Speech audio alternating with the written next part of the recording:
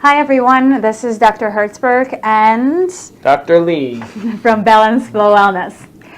We wanted to address a question by Cameron today. Her question is, how can I help my loud knees not to be sore with deep flexion? It is sore when I do squats or lunges. Well, Cameron, this is actually a question that many of our patients ask us a lot. First and foremost, we can't really be sure what it is exactly without seeing you and evaluating you first. But based on your description, it is pretty unlikely that it's something dangerous or big like a ligamentous sprain or damage. Typically, something like this can be caused by either your quads dominating whatever you are doing and maybe slight weakness at the posterior chain like your glutes and your hamstrings. Dr. Lee?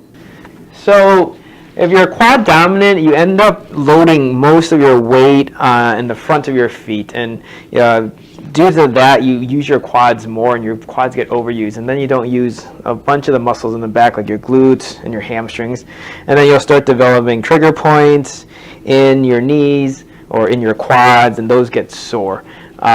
Because of the muscle overuse, you'll get adhesions and trigger points in there. So what we'll do typically for this type of situation is we'll find these trigger points in here and we'll work them out manually, or various other techniques like acupuncture, soft tissue work, or instrument assisted soft tissue work. And then after that, we're going to try to reset your body to get your posterior chain firing. We're trying to get the quads, the hamstrings, the glutes and the hamstrings going to even out and balance out some of this activation, okay? And typical way we do that is using yoga. We use a lot of yoga here that we call functional yoga therapy. And we're going to demonstrate a chair pose to Tadasana with the help from band resistance to try to get those posterior muscles activated once again. We'll get it in a nice Tadasana as you get the neutral spine, draw the ribs in to activate the core, and draw the tailbone toward the floor here, and the crown lengthens high, just hands by the sides, regular mountain pose here, okay?